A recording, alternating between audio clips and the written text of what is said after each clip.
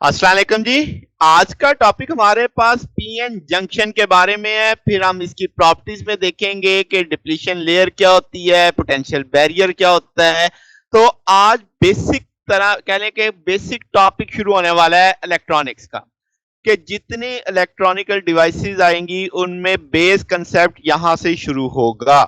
इससे पहले कल वाले लेक्चर में हम पी टाइप पढ़ चुके हैं, एन टाइप पढ़ चुके हैं। हमें पता है पी टाइप का मतलब ट्राइवेलेंट इंप्योरिटी डाल देनी और एन टाइप का मतलब पेंटावेलेंट इंप्योरिटी डाल देनी। तो हमने पढ़ा था पी टाइप में डालेंगे ट्राइवेलेंट होने के नाते एक इलेक्ट्रॉन की पेयरिंग नहीं हो पाएगी, तो वहां पे होल आ जाएगा। एन टाइप का मतलब था पांचवा ग्रुप, एक इलेक्ट्रॉन फिर भी बचेगा पेयर होने से, तो वो भी पेयर नहीं किसी से हुआ, तो इसलिए मैंने उसे फ्री इलेक्ट्रॉन कहा था, तो उसे एन टाइप कह देंगे। तो शुरू करते हैं कि पीएन जंक्शन क्या होता है। सबसे पहले आपने मानना है कि आपके पास एक क्रिस्टल है, सिंगल क्रिस्टल, उसके एक सिरे पे पी टाइप की डोपिंग कर दो, दूसरे सिरे पे एन टाइप की डोपिंग कर दो। अब जनाब क्या होगा, क्रिस्टल एक है, एक तरफ थर्ड ग्रुप की डोपिंग हो रही है, एक तरफ फिफ्थ ग्रुप की हो रही है। तो जहां पे थर्ड होगी वहां पे होल बन जाएंगे, जहां पे फिफ्थ होगी वहां पे इलेक्ट्रॉन बन जाएंगे आपके पास। बात समझ आ गई? तो जनाब अब ये जो आपका होगा कि एक तरफ पी टाइप बन गया, एक तरफ एन टाइप बन गया, ये कहीं ना कहीं तो इनका एक बाउंड्री आएगी, बॉर्डर आएगा, जहां पे पी टाइप और एन टाइप मिलेंगे आपस में। ये जो जंक्शन होगा इसे हम जंक्शन डायोड भी कहते हैं, पीएन क्रिस्टल भी कहेंगे, पीएन जंक्शन भी कहते हैं। ठीक होगी बात? तो अब होगा क्या कि अब इसमें लफ्ज इसे मैंने जैसे लिख दिया डायोड, तो पीएन जंक्शन भी कहेंगे, जंक्शन डायोड मोस्टली यानी नाम चलते हैं। डायोड का मतलब होता है कि आपके पास कंट्रैक्शन ऑफ टू इलेक्ट्रोड्स, तो वो आपके पास डाई का मतलब टू वाला मतलब आ जाता है। ठीक हो गया? और ओड्स इलेक्ट्रोड से निकला है। अब ये जैसे मैंने शुरू में कहा कि बेहद अहम है कि आपके पास सेमीकंडक्टर डिवाइसेस का जो कंट्रोल एलिमेंट है ना, वो इसके कंसेप्ट है बुनियादी तौर पे। अच्छा जी, तो अब हमें पता लग चुका है कि हमने किया क्या है। हमने सिर्फ डोपिंग की है, एक तरफ थर्ड ग्रुप, एक तरफ फिफ्थ ग्रुप, और दरमियान में जो उनका बॉर्डर था उसे मैंने जंक्शन कह दिया है। अब होगा क्या ऐसा करने से? ऐसा जैसे ही ये होगा मामला, तो जो एन टाइप वाले फ्री इलेक्ट्रॉन्स है उनमें रिपल्शन की वजह से कुछ फ्री इलेक्ट्रॉन डिफ्यूज होंगे, वो सारी सिमतों में होंगे, मगर मैंने कहा कि जो कुछ अक्रॉस दी जंक्शन चले जाएंगे, यानी पी टाइप वाले सिरे पे चले जाएंगे। जब वो पी टाइप वाले हिस्से में दाखिल होंगे वहां पे तो होल ही होल है, तो वो एक्ट करेंगे किस तौर पे? माइनॉरिटी कैरियर के तौर पे। तो वहां पे इतने ज्यादा होल्स हैं उसके इर्द गिर्द, तो माइनॉरिटी कैरियर ज्यादा देर तो नहीं रह सकेगा, वो किसी ना किसी पी रीजन में एंटर होगा, होल से मिलेगा, और वो जब होल से मिलेगा तो होल तो था ही इलेक्ट्रॉन की कमी, तो वो कमी तो पूरी हो गई। तो इसका मतलब अब वो फ्री इलेक्ट्रॉन किसी ना किसी के वैलेंस बैंड में जा चुका है, क्योंकि होल क्या था कि आपने तीसरे ग्रुप की डोपिंग की थी, उसमें से आउटर मोस्ट तीन इलेक्ट्रॉनों ने सिलिकॉन के आउटर मोस्ट चार से पेयर कर लिया था, सिलिकॉन का एक इलेक्ट्रॉन रहता था जिसकी पेयरिंग रहती थी। तो अब वो होल पकड़ेगा, उसकी पेयरिंग पूरी कर देगा। तो जनाब इसका मतलब इलेक्ट्रॉन किसी के शेल या ऑर्बिट में जा चुका है। अब जैसे ही हर दफा जब भी इलेक्ट्रॉन डिफ्यूज होगा, यानी जंक्शन के दूसरी जानिब जाएगा, एक पेयर बनेगा। अब जनाब ये पेयर कैसे, पेयर की क्या बात आ गई?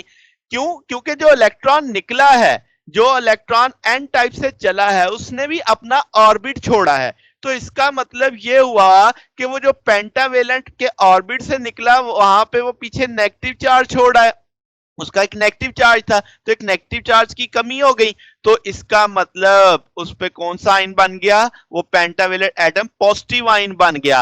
और जैसे ही वो मूव करके दूसरी जानिब गया है, तो वहां पे होल के साथ जब वो कंबाइन किया है, यानी किसी ना किसी के ऑर्बिट में दाखिल हुआ है, तो इसका मतलब वो नेगेटिव आइन बन गया, यानी ट्राइवेलेंट एटम ने उसे पकड़ा, तो वो जाहिर है उसके ऑर्बिट में चल के तभी तो कोवलेंट बॉन्ड बना है, तो वो नेगेटिव आइन बन गया। तो ये फिक्रा समझ आ गया कि जैसे ही इलेक्ट्रॉन एन टाइप से जाएगा पी टाइप में, तो ये बिल्कुल बिगिनिंग की बात हो रही है, स्टार्टअप पे ऐसा हो रहा है। तो साथ ही पॉजिटिव आइन बन गया, नेगेटिव आइन बन गया।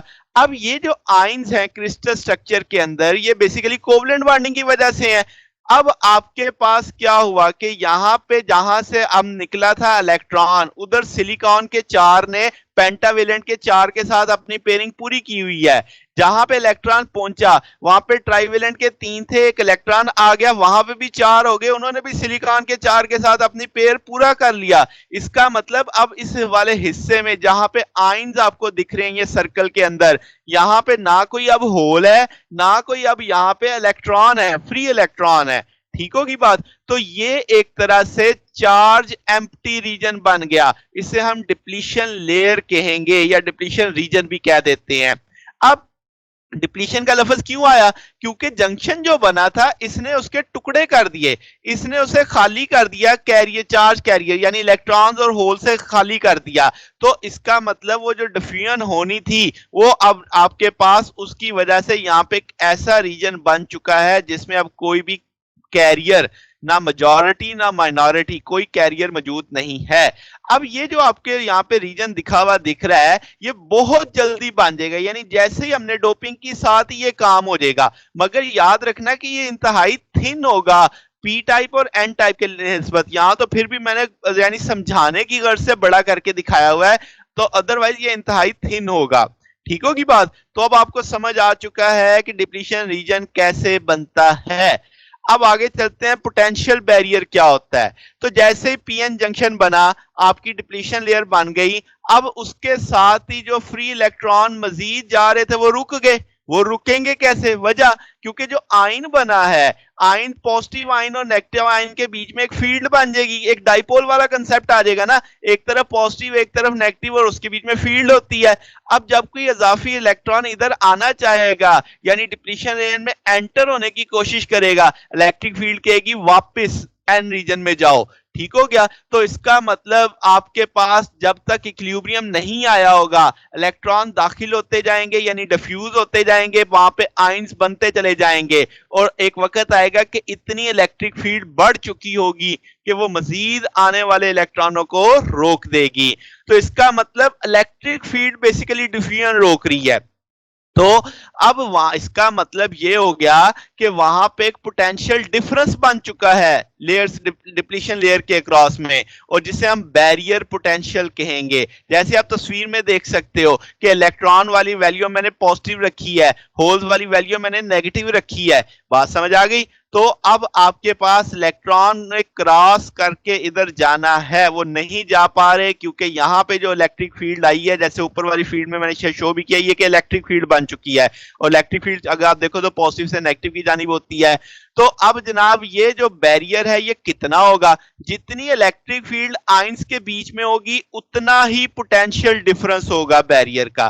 ठीक होगी बात। अब ये जो पोटेंशियल डिफरेंस है या जो इलेक्ट्रिक फील्ड है किन चीजों पे डिपेंड करती है? कि कौन सा सेमीकंडक्टर मटेरियल है, उनके डोपिंग कितनी हुई है, टेम्परेचर कितना है, तो इन सारी चीजों पे ये बैरियर डिपेंड कर रहा होगा। अब हम जानते हैं सिलिकॉन के लिए 0.7 वोल्ट है, जर्मेनियम के लिए 0.3 वोल्ट है। इसका मतलब अगर सिलिकॉन पे मैं 0.7 वोल्ट की बैटरी लगा दूं तो वो बैटरी 0.7 या उससे ज्यादा वोल्ट की बैटरी लगा दूं तो वो इलेक्ट्रॉन इतनी एनर्जी हासिल कर पाएंगे कि इस बैरियर को क्रॉस कर सकें, यहां से डिफ्यूज होकर दूसरी जानिब जा सकें। तो ये चीज बेसिक कंसेप्ट है आपके पास।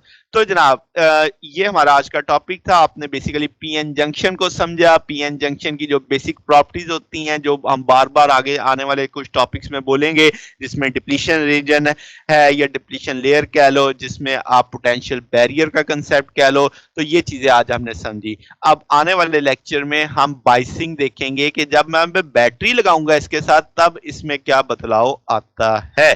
तो ये जनाब हमारा आज का टॉपिक था। अगर आपको इसमें कोई बात पूछनी और डाउट हो तो नीचे कमेंट्स में पूछ सकते हैं। वीडियो अच्छी लगी हो तो वीडियो को लाइक कीजिएगा, दोस्तों के साथ शेयर कीजिएगा, चैनल को भी सब्सक्राइब कर दीजिएगा। अब तक के लिए इतना ही, बाकी इंशाल्लाह फिर नेक्स्ट देखेंगे। ओके, अल्लाह हाफिज़।